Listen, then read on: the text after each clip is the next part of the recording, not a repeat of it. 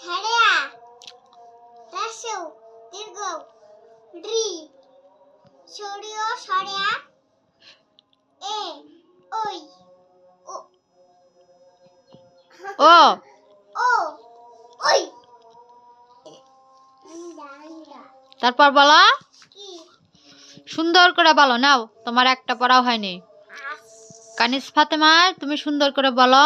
আচ্ছা হ্যাঁ, আমার মেয়েকে মাদ্রাসায় ভর্তি করাবো, কিন্তু ও এখনো পড়তেই পারে না। দীর্ঘ 1 বছর আমি ওকে সরিয় সরিয় বর্ণ শিখাইতেছি, কিন্তু কিছুতেই বুঝতে পারতেছে না। কি করব, টেনশনে মাথাটাই কাজ করে না।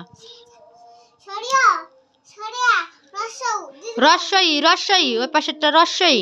রস্যই হ্যাঁ দীর্ঘ হ্যাঁ, ছড়িও রস্যও। রস্যৌ দীর্ঘ হ্যাঁ রি হ্যাঁ এ হ্যাঁ ওই হ্যাঁ, ও ও ওই ও।